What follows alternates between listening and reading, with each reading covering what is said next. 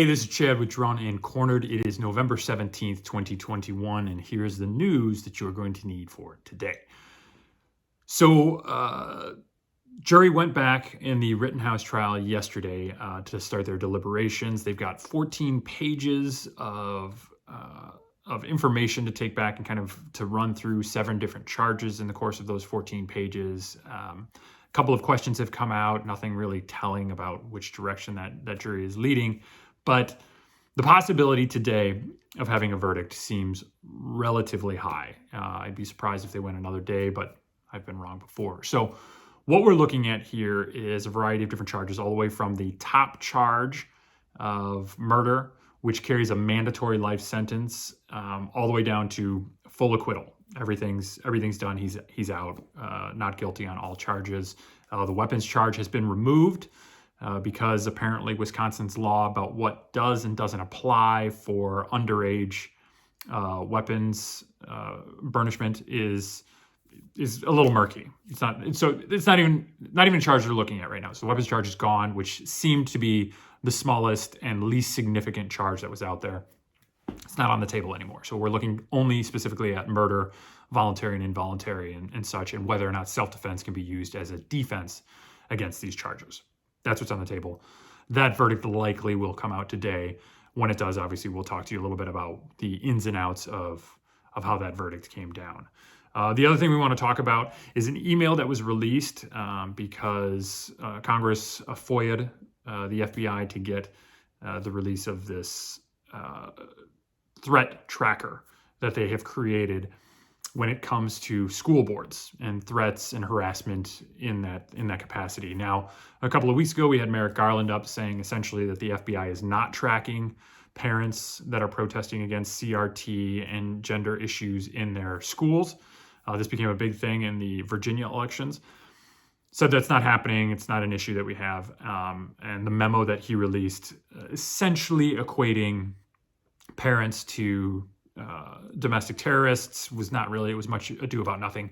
Well, now we see this email showing they have a specific threat tag in the FBI where any accusation that comes across of harassment or threat on a school board member is given this tag, so they can kind of collect all of these together, investigate them under the same heading, which is part of the counterterrorism side of the FBI, which leads you to believe if it's a counterterrorism threat tag on there, that is equating essentially parents with terrorists, as this is a counterterrorism thing.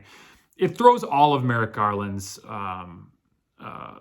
discussions in front of Congress kind of under a little bit of a blanket of disbelief here, because he should have known that this threat tag existed. He should have known the way that the FBI is qualifying this, and should have been forthright about that information in front of Congress to allay any sort of fears that people had, or to discuss the full scope of what this body is doing, and instead kind of pushed off and pushed against it as a possibility. And now with this email release, it throws everything sort of under suspicion about what he knew, and if he didn't know, why he doesn't know, or if he did know, why wasn't he telling us?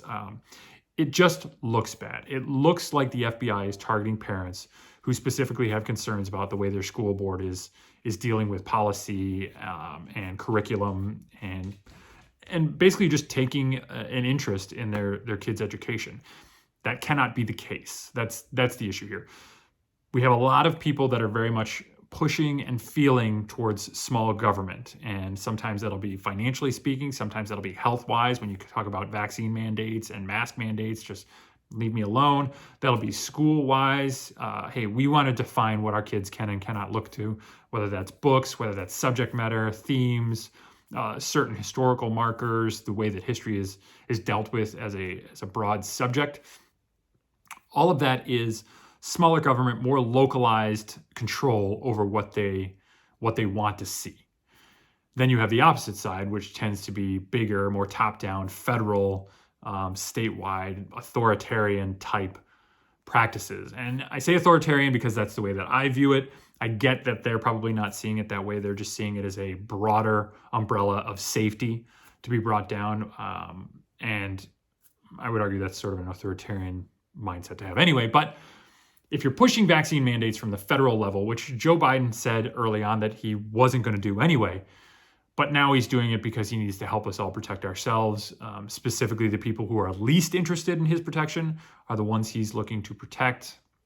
It is what it is. But those are the two sides of it. And when you appear as the Attorney General of the United States to be lying to people about exactly how big this organization has gotten, how intrusive it has gotten into the politics of local school boards, well, now it starts to feel a lot like Big Brother. It starts to feel like you are taking broad steps, huge steps into our lives, and then you're lying about how you're doing it and the process by which it is occurring. And that only furthers the suspicion that you are doing something significantly wrong to us and for us and against us.